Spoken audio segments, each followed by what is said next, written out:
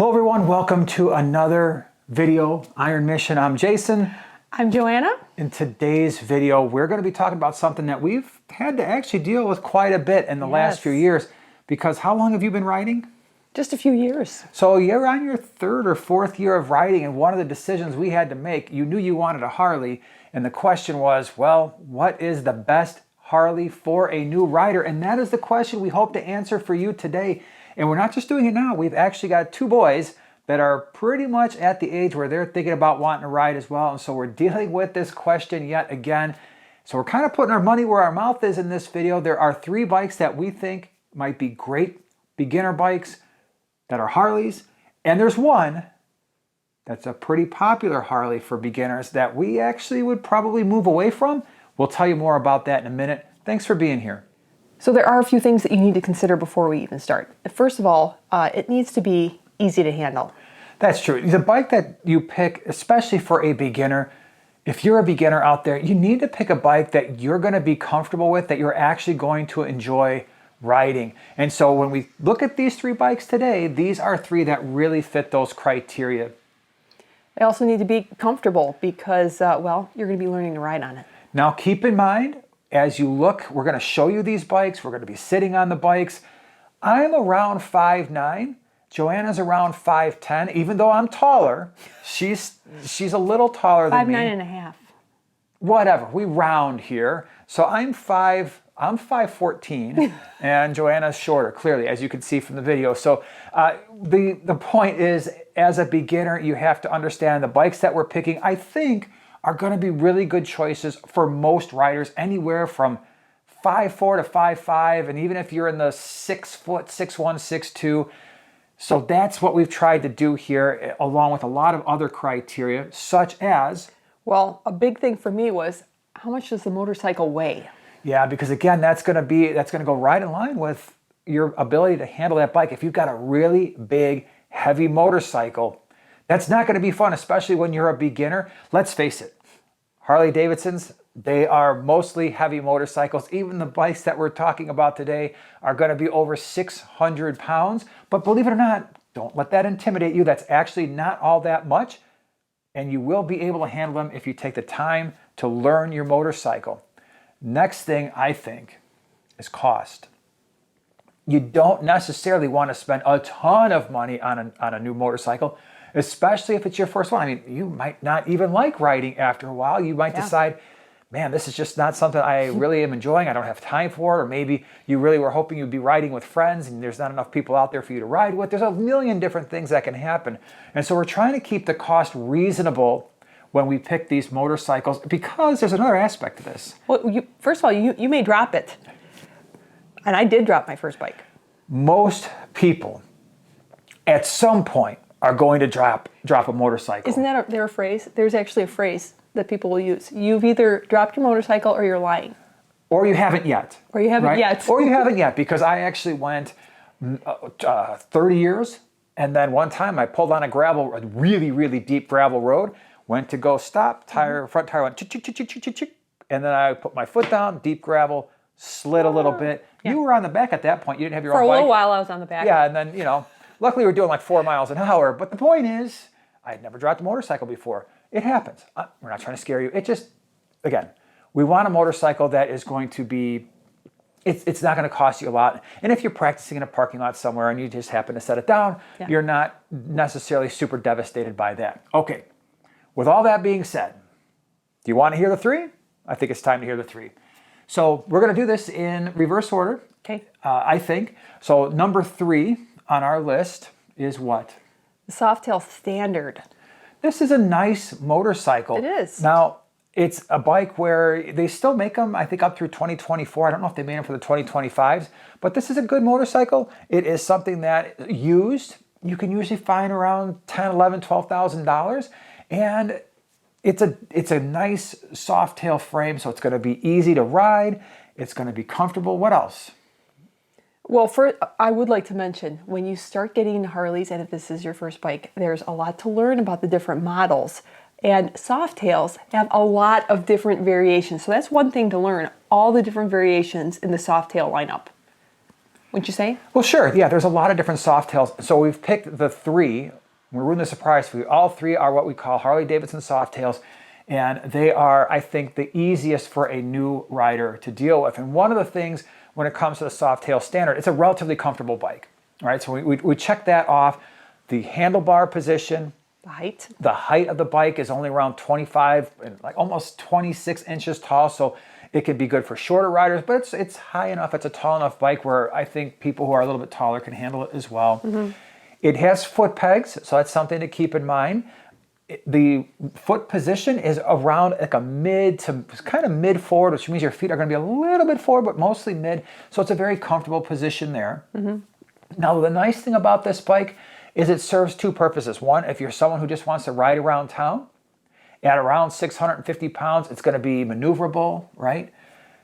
But it's also okay for long trips, because what can you do to that bike if you really wanted to? Well, you can put on a windshield. You can put on floorboards. You certainly could. And saddlebags. Sure. And so now you have a motorcycle that you can use for around town. And if you decide, hey, I'd like to go for a day trip, or I want to go out and ride 100 miles today, this is a really solid bike to be able to do that on.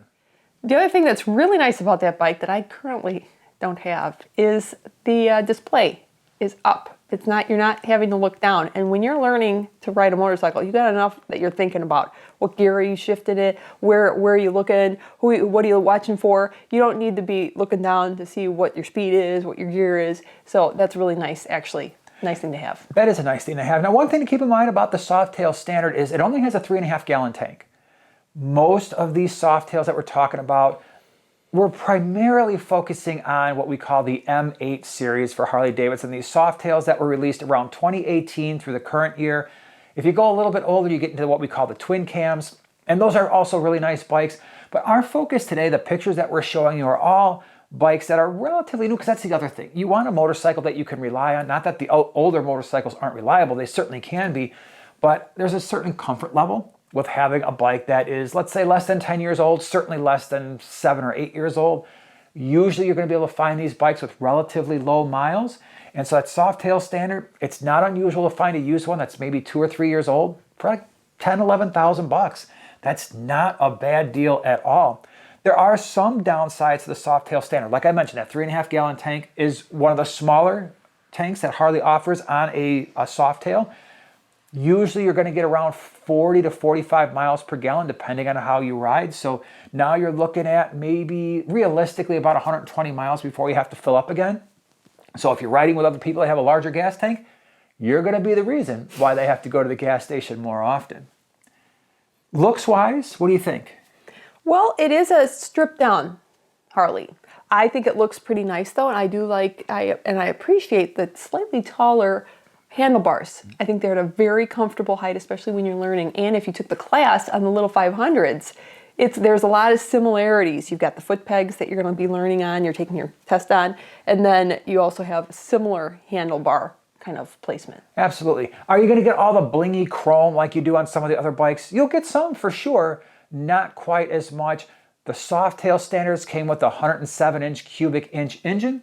And so that is something to consider. Those are zippy engines. Those are really good. You had that on your first bike. So don't let that don't let that scare you away from, oh, it's not the 114 or the new 117. Trust me, that 107, especially if you're a new rider, and especially on a bike that is going to be in the 600-pound range, plenty of power there. And of course, you put on those slip-on pipes and you've got that authentic Harley sound as well. Oh, yeah. All right, number 2 on the list. I'm going to have to pause here for a second because I actually think this could be number 1. I really do. There's a difference of opinion, yeah. Yeah, and so for the boys, I've recommended this bike strongly to them, and that is the Street Bob. Love me the Street Bob. I do too. Yeah, the Street Bob is a very solid choice if you are a newer rider and you want a Harley-Davidson with that traditional sound and you want to hear the rumble a little bit, but you still want a comfortable bike that isn't going to cost a ton of money. Street Bob might be for you, and it's really similar to the Softail Standard. Now, I think the colors are a little bit more vibrant on the Street Bob, so if that's important to you, the look, you're probably going to find better paint, not better paint, but more color options on the Street Bob. What else? Well, I kind of like the blacked out look And that was it was the second contender. I looked at it a lot when I was choosing my first bike. Remember how much I was like, I like the Street Bob. It does have the similar foot pegs as the Softail Standard. The handlebars very similar, like a little up higher. I actually like the trim along the, what are these things called? The fork? The fork. Yeah. The little triple tree and the fork, yeah. The whatever those rubbery things are. Okay. Technical, I'm sorry, I didn't mean to get so technical. Yeah. I just like the overall looks and the colors. The four or five colors that it comes in are really cool. Blue, red, yellow. I mean, gray, black. Yeah, they all look really cool. And the nice thing about the Street Bob, again, it's that riding position. I can't stress that enough for you new riders out there. The riding position, how comfortable and how confident you feel on a motorcycle is everything when it comes to when you're starting to ride. And the Standard and the Street Bob, really great job because those handlebars are adjustable. All three of these bikes we're talking about, the handlebars are somewhat adjustable. With that Street Bob, they're a little bit taller and they can come back a little bit more, so you can really tailor that to your own needs. And also, I find the stock seats on pretty much all the bikes we're talking about today to be adequate, especially for around town. Yeah. I know a lot of people like to change those out and they talk about, oh, Harley seats. They're awful. Yeah, maybe on the touring bikes, sometimes we want to change those out. But I know even on your Road King, you like the seat on your Road King. I actually turned down a custom seat to keep this one. I don't know. Yep. So the Street Bob does have foot pegs, just like the Softail Standard. Why does that matter? Well, the foot pegs are going to be slightly less comfortable, wouldn't you say, compared to floorboards? Yeah, especially if you are not putting your foot down as much. Yeah. If your foot's always like on that bar, I don't know, it's not as comfy. The other nice thing about the Street Bob is, again, cost. So you can get a used Street Bob 2-3 years old, somewhere around that $11,000 to $12,000 range. New, they're getting a little expensive. I think they're up over $17,000 these days. And for a beginner bike, maybe that's not the choice you want to make, but they've made a lot of upgrades to the Street Bob, especially in 2025. You got the 117 engine, which is pretty darn nice, especially for a bike that's just over 600 pounds.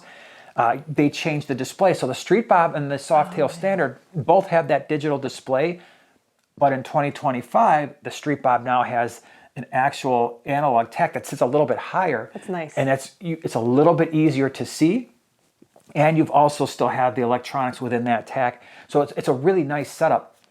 Other things about both the Standard and the Street Bob, this is gonna sound a little strange, but the tire width makes those bikes really easy to ride. And so they have, it's not a super narrow tire, but it's also not super wide. And what we're looking for a new rider is we don't want a tire that's really wide or really, really narrow. Like a Fat Bob or Fat Boy. Absolutely, because those tires, when they're that standard size, it's just going to make your life a little bit easier.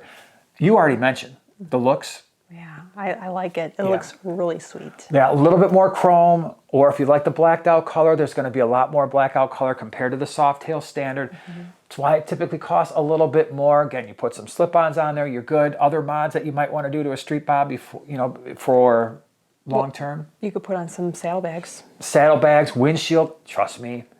I know for a lot of you, you're like, you know what? I don't want a bike that looks like an old person's bike where I'm just going to go down the street with windshields and saddlebags. That windshield is a game changer. I mean, you don't have to trust us. Go out, ride your motorcycle without a windshield, and that wind is hitting you in the face, it's hitting you in the chest, it's exhausting. And then you put a windshield on, and you're like, wow, that was a true game changer. This is a lot more enjoyable to ride. So my neck doesn't hurt. Yeah, keep that in mind. My head's not blowing around. I'm not a bobblehead anymore. Trust me, it makes a big difference.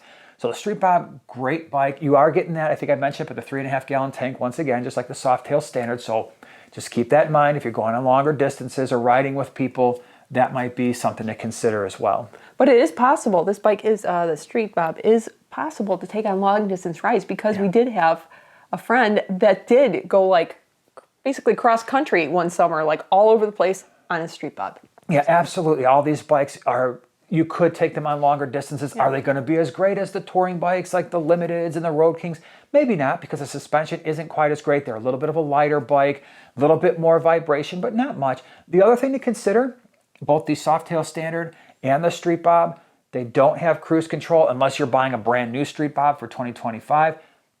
Trust me, if you're on the highway and you're sitting here with your hand on the throttle and you can't let go, otherwise you're going to be slowing down after an hour or so. You're like, oh my gosh. Yeah. So that is definitely something to consider. And another good thing about the Street Bob is the seat height. It's just under 26 inches, which is really manageable for a lot of different heights. It sure is. I mean, again, if you're 5'4", 5'5", 5'6", you're not generally going to have a problem with the Street Bob. Number tied for one. Okay, I'm going to say this is a tie. That's fine. You like it as number one. And I again, do. I'm biased. we're talking about top three. We're not arguing about that. They're all in the top three for a beginner. You want a Harley. This is a bike you cannot find new. Correct. They stopped making them, I believe, as of 2022, maybe? 21 or 22. And what do we have? The Softail Slim. The Softail Slim. I am going to say, and I think you would agree, of all three bikes, many might say this is the best looking of the three.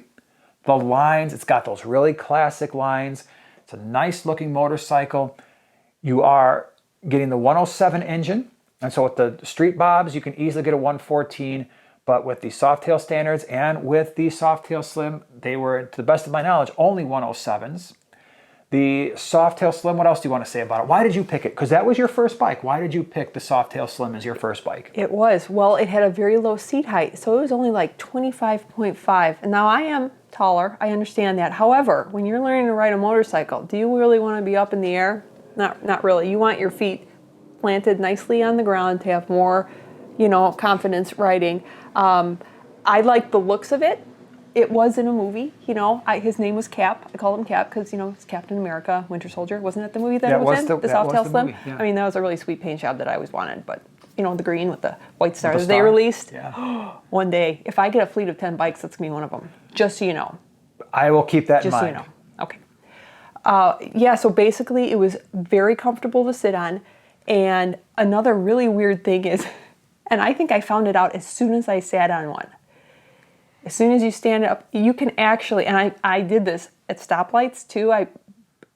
If there's no traffic around, it is extremely well balanced. And I've sat on multiple Slims, and I've picked up both of my feet, and it is very well balanced, which helps. You don't want a bike, that's really wants to topple over. You don't want I didn't that. actually know you could do that. She showed me that at the dealer the other day. He's like, how are you doing that? And I'm like, try wait it. a minute. Is the kickstand down? She's like, no. Now, here's why that can happen. Because with the Softail Slim, the reason why it has the name the Softail Slim is the rear tire is slim. It's a little bit more narrow, but it's still very, very solid.